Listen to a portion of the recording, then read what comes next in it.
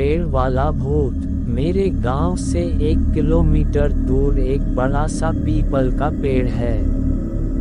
वह एक विशाल पेड़ है जिसकी शाखाएं लंबी लंबी और ऊपर से नीचे की ओर आकर ऊपर की ओर मुड़ी हुई मोर के आकार की है। वह पेड़ देखने में इतना भयानक लगता है कि मेरे तो उस दिन की घटना के बाद रोंगटे खड़े हो जाते हैं।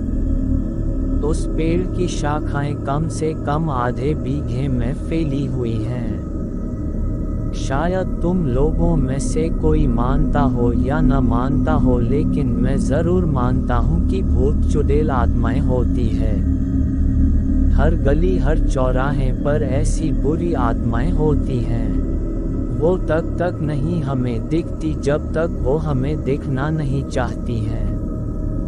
यह आत्माएं जब दिखती हैं जब किसी की राशि उस आत्मा से मिल जाए दिखती हैं। मैं तुम्हें एक ऐसी हकीकत की कहानी बताने जा रहा हूँ जिसको मैं याद करते ही मेरे रोए खड़े हो जाते हैं। अब मैं आपको उस घटना के बारे में बताता हूँ कि मैं और मेरे दोस्त उस पीपल के पेड़ पर खेलने जाया करते थे। उस पेड़ की शाखाओं पर हम झूले की तरह झूला करते थे। उस पेड़ की छाया इतनी घनी थी कि सारे पंछी उसी पे बैठा करते थे और हम लोग गर्मियों में उस पर जाके झूलते थे। बड़ा मजा आता था। वैसे उस पेड़ के बारे में लोग कहा करते थे कि उस पेड़ पर भूत रहते हैं, पर हम बच्चे कहाँ किसी की मानते थे। बस रोज खेलने को चल दिया करते थे। एक बार की बात है, दोपहर का समय था। हम 3 दोस्तों ने, मैं और मेरे 2 दोस्त उस दिन जल्दी चले गए। 12 बजे का समय था। हम लोग वहां पहुंच गए और हम लोगों ने प्लान बनाया कि हम लोग ऊंचाई पर जाके छिप जाते हैं और वो लोग आएंगे तो हम लोग उन्हें भूत बनकर डराएंगे। और हमने अपने अपने पेंट में कुछ पत्थर भर के ऊपर चढ़ गए। दोस्तों, एक बात और बता दूं कि उस पेड़ से 2 खेत दूर एक कुआं था जिस पर कोई रहता नहीं था। बस एक रस्सी और बाल्टी के सिवाय हम लोग जब खेल खेल कर थक जाते थे तो उस पर जाकर पानी पिया करते थे। 1 बजे का टाइम था। जब हम लोग इंतजार करके थक गए, वो लोग नहीं आए, तो हम में से एक ने कहा कि चलो पानी पी कर आते हैं। तो मैंने उनसे कहा कि मुझे प्यास नहीं लगी है, तुम लोग चले जाओ। दोस्तों, वो लोग उतरकर पानी पीने चले गए। दोपहर का समय था। सूर्य अपनी फुल तपन पर था। जोर जोर से लू चल रही थी और हवा के गोल गोल झुंड बनकर धूल उड़ाते हुए आ जा रहे थे। आप लोग जानते होंगे, गांव में इन हवा के गोलाकार को दंदूरा कहते हैं। एक ऐसा ही हवा का गोला मैंने पीपल की ओर आते हुए देखा। बड़ी धूल उड़ाए हुए वो आया और पीपल के सारे पत्ते आवाज करने लगे, खर खर, और कुछ टूट के गिरने लगे। धूल की वजह से तो मेरी आंखें बंद हो गई। सारे पंछी उड़ गए एकदम। मैंने जब आंखें खोली तो क्या देखता हूँ, एक काली सी शक्ल का बड़े बड़े बालों वाला और इतना डरावना इंसान मेरे सामने वाली डाली पर बैठा है। एकदम मेरे डर के मारे हाथ छूट गए और मैं नीचे जा गिरा। नीचे गिरते ही मैं बेहोश हो गया। जब मेरी आंखें खुली तो देखा कि मेरे दोस्त पानी पीकर लौट आए हैं। मुझे उठाकर उन्होंने मुझे बिठाया नीचे। पीपल के पत्ते काफी इकट्ठे हुए थे, इसलिए मेरे ज्यादा चोट नहीं लगी, बस मेरे पैर से थोड़ा सा खून निकल आया था। जब मेरे दोस्त ने पूछा कि क्या हुआ तो मैंने उन्हें बताया कि अभी इस पेड़ पर मैंने भूत देखा है।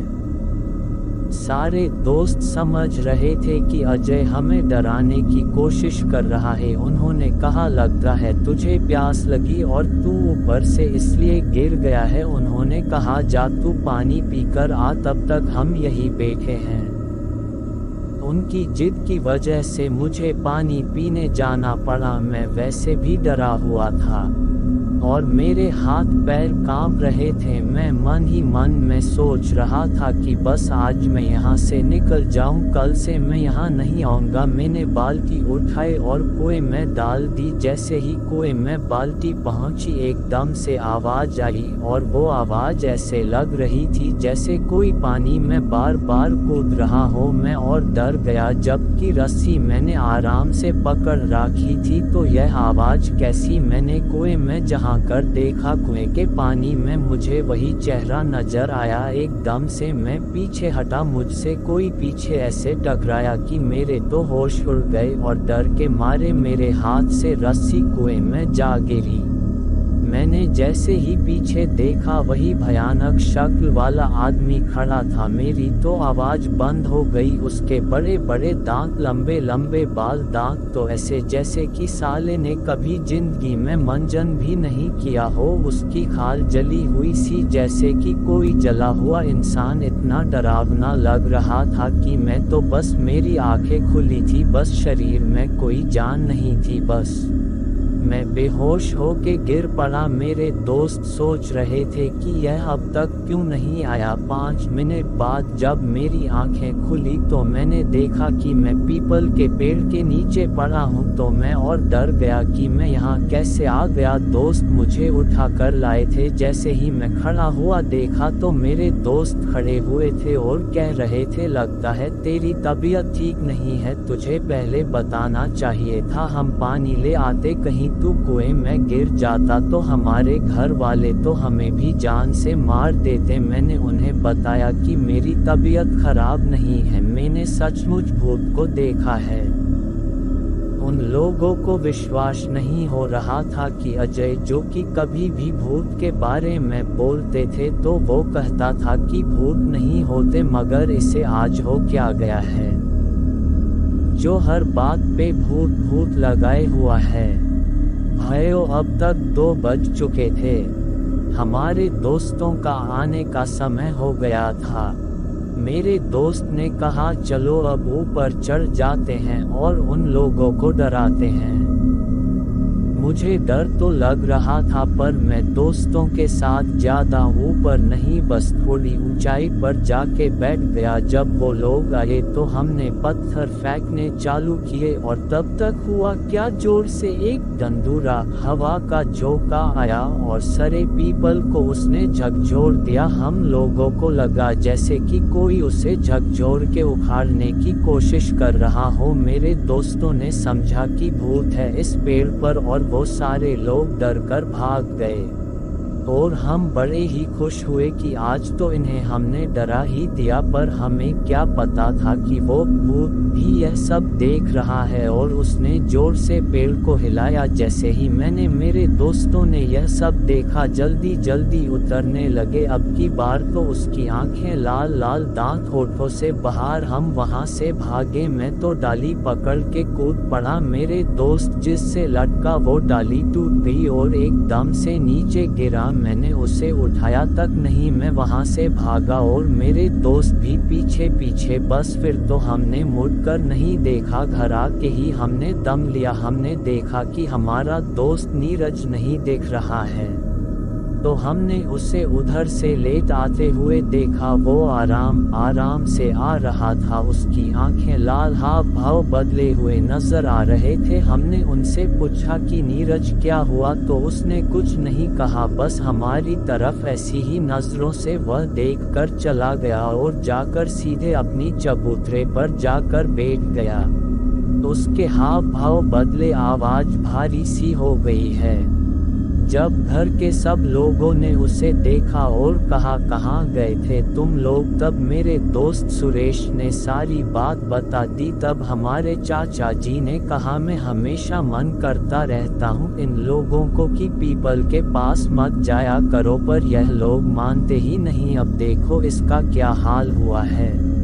अब जाकर भगत जी को बुला के ले आओ। हमारे गांव में एक बाबा हैं शियाराम, जो हनुमान के मंदिर में रहते हैं और पूजा करते हैं। वो तंत्र मंत्र इन चीज़ों में माहिर हैं।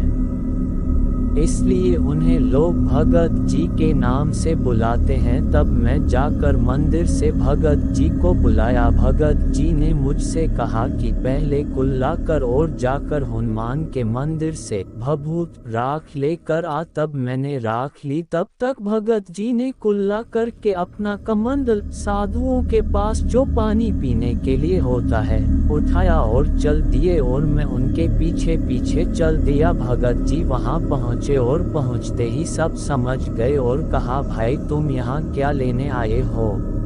वो चुप रहा, कुछ बोला नहीं। तब भगत जी समझ गए कि तू ऐसे नहीं बताएगा। तब भगत जी ने धरती के पैर छूकर बैठकर मुझसे राख मांगी। मैंने उनको राख दे दी। तब उन्होंने कुछ मंत्र बोला कर उस राख को उसके ऊपर फेंक दिया और कुछ कमंडल से जल के छींटे मारे। तक उसका कान पकड़ के बोले, बता तूने इस लड़के को क्यों पकड़ रखा और कौन है तू और कहाँ से आया है?